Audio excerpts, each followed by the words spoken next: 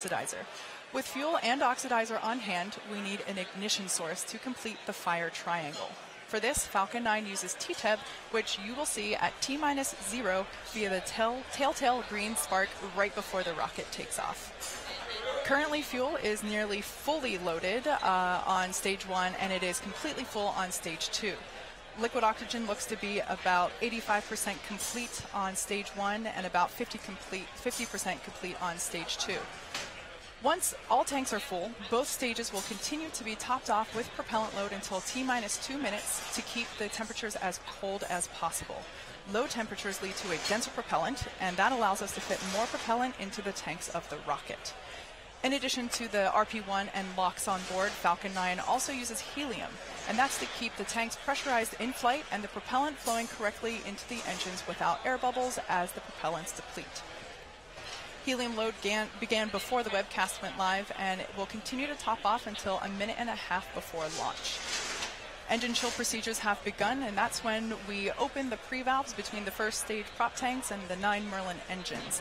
This allows a little bit of the cold liquid oxygen to flow into the turbopumps, which brings them down to a temperature close to that of flight temperatures. The super chilled propellant will soon be flowing through those engines at liftoff. So the vehicle remains healthy. We're currently tracking no issues. The payload is on internal power, also tracking no issues. The last weather balloon was launched just a few minutes ago, and it looks like we're within load limits. There have been chances of isolated showers across the Space Coast today, so there was a 20% chance that those cumulus clouds were going to violate our launch weather conditions, but currently everything is looking good for launch. The range is green and is prepared to support today's mission. So with that, all systems continue to be go. Again, today's launch window is 32 minutes long, so if we can't launch right at the top of that period, our backup window will become available tomorrow, Friday, February 22nd. As Kate mentioned, the payloads being launched tonight are for our customer SSL and include Indonesia's Nusantara Satu satellite. This satellite will bring better connectivity to the region, including improved internet, data, and voice communications. Once it enters service, the satellite will have the potential to more than double the number of people who have access to this connectivity. Here's more from our customer on how this satellite will improve the life for the people of Indonesia.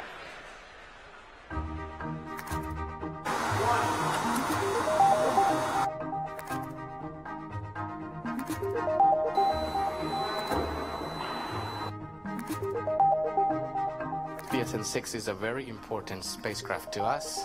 It will provide the first broadband capacity over Indonesia, and it's the first one in our part of the world to do that.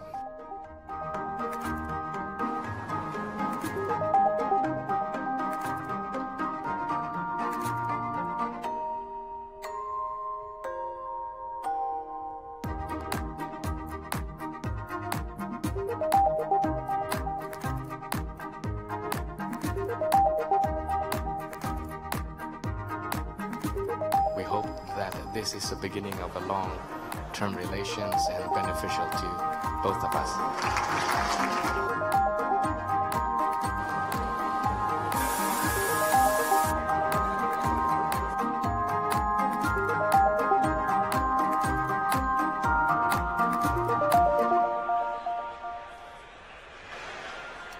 Also included in tonight's mission is Israel's first lunar lander for Space IL and Israel Aerospace Industries. This lander will be the world's first privately funded spacecraft to reach the moon. Its mission is to transmit photos and video of its new home and conduct tests of the environment. An interesting fact about this lander is that it will be using its own power to travel to the moon, which will take nearly 2 months. Now let's check in with Kate for our final status update before liftoff. We're currently at T-3 minutes and 37 seconds from liftoff. Falcon 9 is now moving into the final stages of countdown. The first and second stages are both nearly fully loaded with 1 million pounds of kerosene fuel and liquid oxygen. The first stage should finish prop loading around T-3 minutes, and the second stage at T-2 minutes. We're approaching T0, so let's listen in on the countdown net momentarily. Now, at the T-60 seconds mark, be sure to listen for the call out that Falcon 9 is in startup. This means that the rocket's autonomous internal flight computers have taken over the launch countdown. The Nusantara Satu payload continues to be healthy. The F9 team is tracking no issues on the rocket. Weather's looking good. Range is green. Let's listen in now.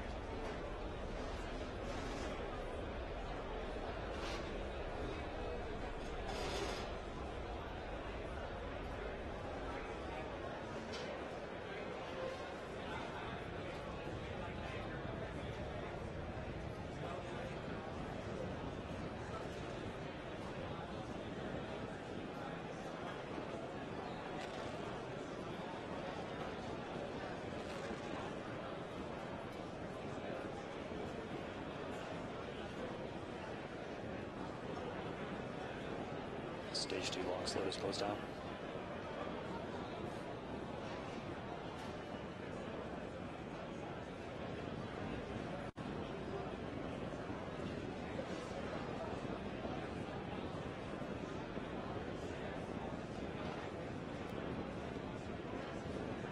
Falcon 9 is on internal power. Gas close out suspended.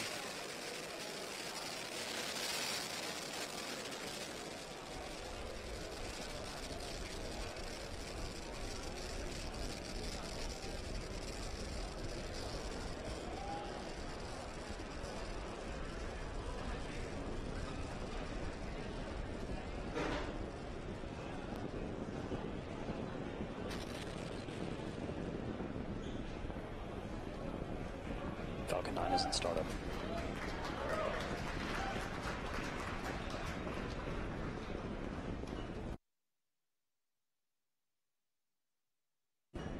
Stage 2 pressing for flight.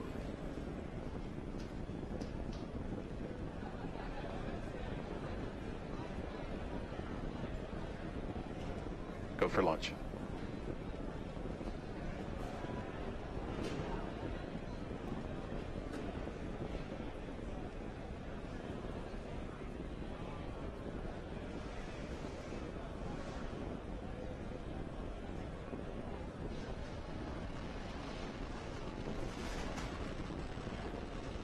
Stage 1 pressing for flight.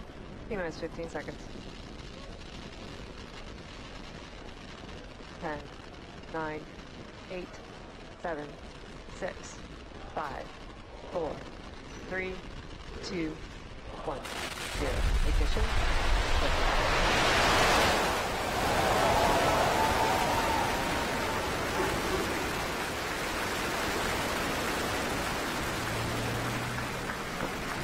Vehicle is pitching downrange.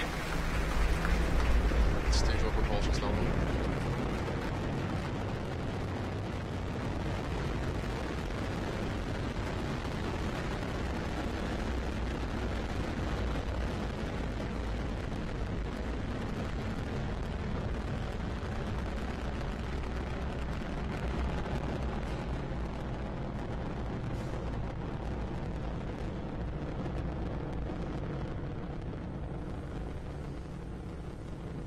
Telemetry nominal. So at T plus 47 seconds into flight, everything is looking nominal.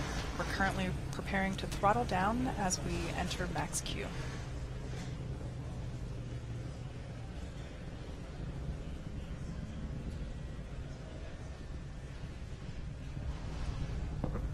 Vehicle supersonic.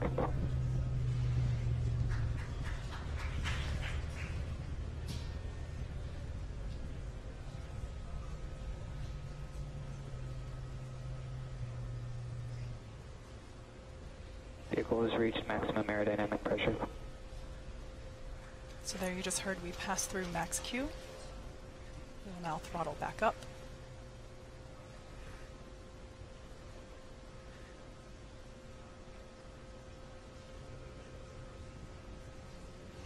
MVAC engine chill.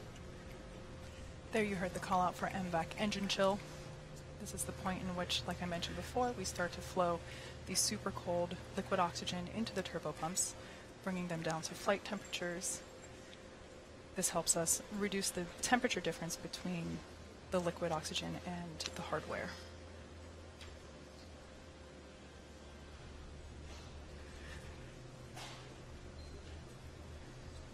Everything looking good with stage 1 trajectory.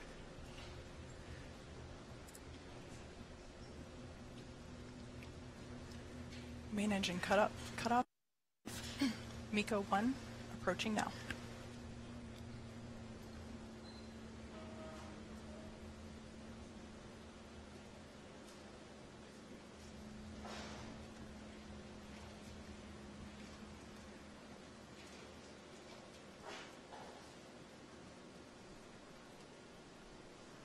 Eco.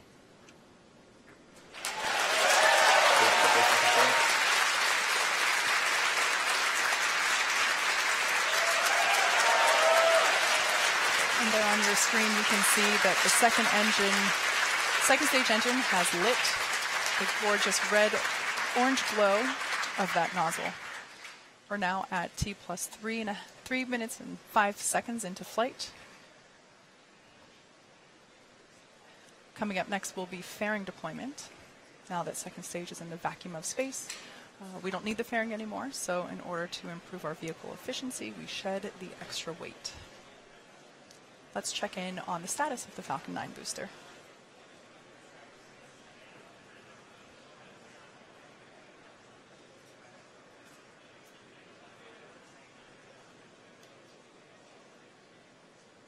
Bearing separation confirmed.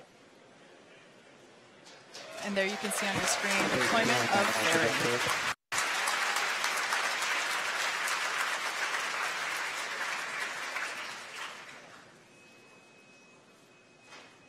Bermuda acquisition of signal.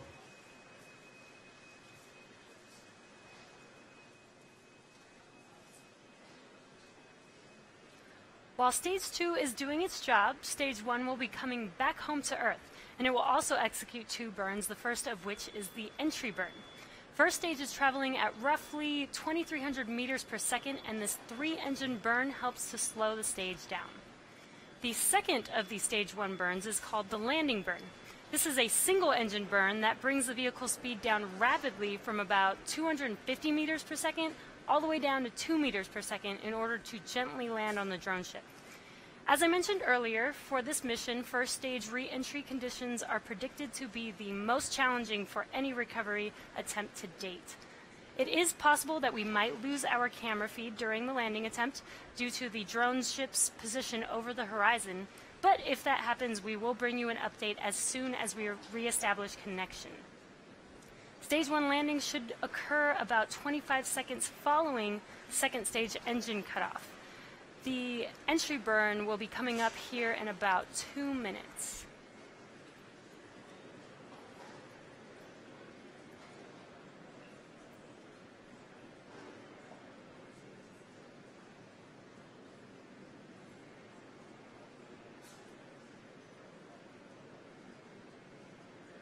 It is T plus 5 minutes and 27 seconds, and we're just under a minute until the entry burn begins. Stage 2 on nominal trajectory.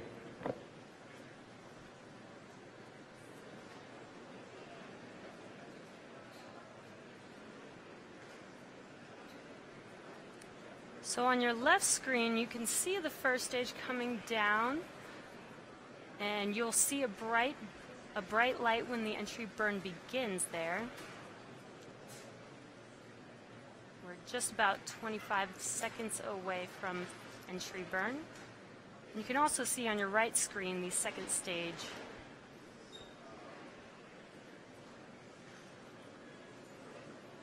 Stage 1 FTS is safe.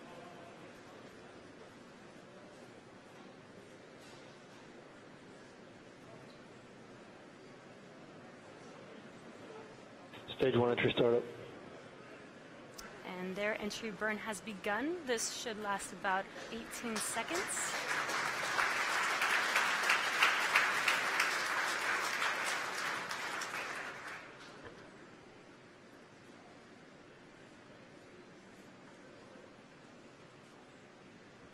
Stage 1 entry burn. Shutdown. And entry burn is complete for first stage. Next, coming up at about T+8 minutes will be a rapid series of events. This will include the first second stage engine cutoff, or SECO-1, the start of the landing burn, followed by the first stage landing. SECO-1 and the landing burn will occur within 4 seconds of each other, followed by the stage 1 landings shortly after that. And we are at T+7 minutes and 22 seconds, so we're just under a minute to SECO-1.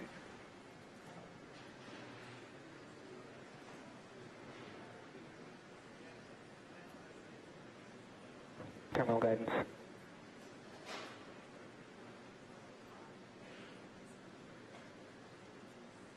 Stage 1 entry transonic.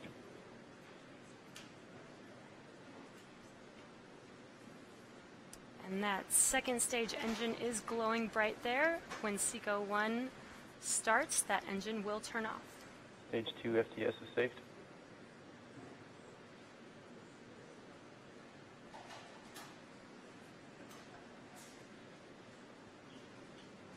Stage 1 landing startup.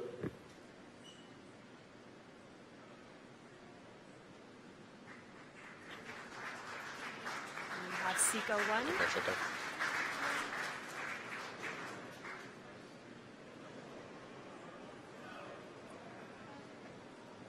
Stage 1 landing weight deployed. It